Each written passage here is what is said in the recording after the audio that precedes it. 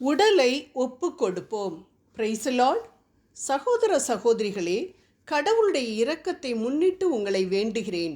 கடவுளுக்கு உகந்த தூய உயிருள்ள பலியாக உங்களை படையுங்கள். இதுவே நீங்கள் செய்யும் உள்ளார்ந்த வழிபாடு. ரோமையர் 12:1.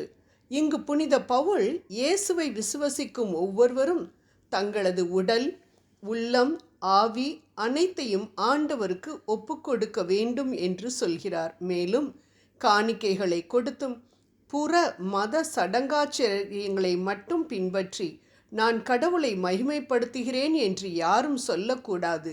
அது உள்ளார்ந்த வழிபாடு அல்ல. நம்மை முழுவதுமாக, குறிப்பாக நம் உடலையும் ஆன்மாவையும் ஆண்டவருக்கு உகந்ததாக வைப்பதே உண்மையான வழிபாடு என இங்கு கூறுவதை நாம் பார்க்கின்றோம். இன்று இருந்து நாளை அழிந்து போகக்கூடிய உடலுக்கு முக்கியத்துவம் கொடுக்கும் நாம் ஏன் அழியாத ஆன்மாவிற்கு முக்கியத்துவம் கொடுக்க மறுக்கின்றோம்? உடலுக்கும் மனதிற்கும் இடையே நடக்கும் போராட்டத்தில் பெரும்பாலும் உடல்தான் வெற்றி பெறுகிறது. மற்றவர்களை மன்னிக்க சொல்கிறது மனம். ஆனால் அவர்களை நேருக்கு நேர் பார்க்கும் பொழுது உடல் வேறு பக்கம் திரும்பி செல்கிறது. காலையில் எழுந்து செபிக்க வேண்டும் என்று மனம் சொல்கிறது. ஆனால் நம் உடலோ சோர்வையும் சோம்பலையும் காரணம் காட்டி ஒத்துழைக்க மறுக்கின்றது.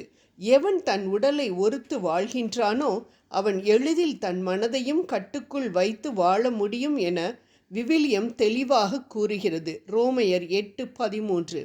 உலகின் அனைத்து இச்சைகளும் உடல் சார்ந்தவையாக இருப்பதால் நாம் உடலை ஒடுக்குவது மிக மிக இன்றியமையாத காரியமாக இருக்கிறது. சாத்ராக், மேஷாக், ஆபேத் நேகோ என்ற 3 வாலிபர்களும் தங்கள் உடலுக்கு வரக்கூடிய மரணம் குறித்து சிறிதளவும் கவலைப்படவில்லை.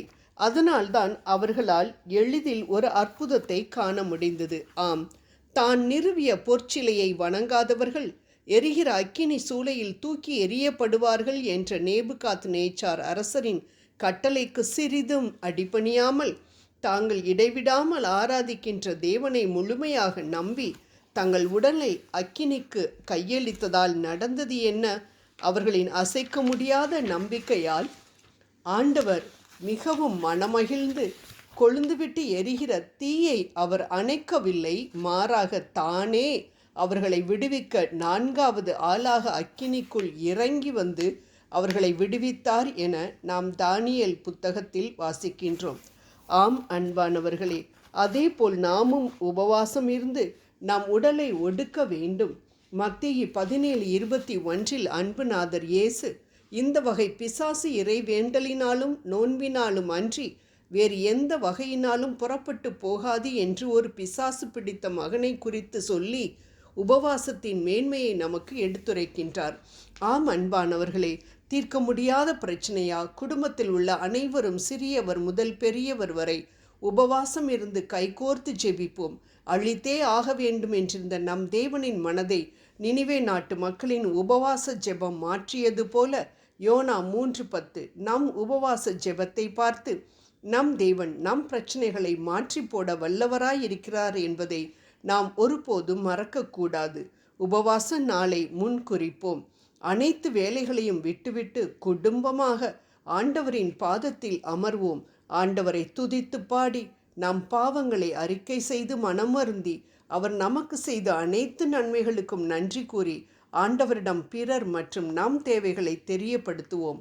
நிச்சயம் நிச்சயம் நம் ஆண்டவர் உபவாச ஜெபத்திற்கு பதில் கொடுப்பார். மேலும் நாங்கள் இடைவிடாமல் ஆராதிக்கின்ற எங்களின் தேவன் எங்களை காப்பாற்ற வல்லவராயிருக்கிறார் என்று இந்த வாலிபர்கள் வீர முழக்கமிட்டதை நாம் தானியேல் 3:17 வாசிக்கின்றோம். அதாவது துன்ப வேளையில் மட்டுமல்ல, எப்பொழுதும் நாங்கள் இடைவிடாமல் ஆண்டவரை ஆராதித்து கொண்டிருக்கிறோம் என்று சொன்ன அந்த வாலிபர்கள் துன்ப நேரத்தில் தாங்கள் வேண்டாமலே ஆண்டவரிடமிருந்து அற்புதத்தை பெற்றார்கள். நம்மை நாமே ஆராய்ந்து பார்த்தோம் என்றால் இது அணு அளவு கூட காணப்படவில்லை. ஆகவே இடைவிடாமல் என்ன நடந்தாலும் நம் ஆண்டவரை தேடக்கூடிய ஆராதிக்கின்ற மனிதர்களாக இருந்தோம் என்றால் வெற்றி நிச்சயம். ஜெபம் செய்வோம். உடலை ஒருத்து வாழ்ந்த எங்கள் அன்பு இயேசுவே, உம்மை போல நாங்களும் உடலை ஒடுக்கி வாழ எங்களுக்கு கிருபை புரிந்தருளும். ஆமேன்.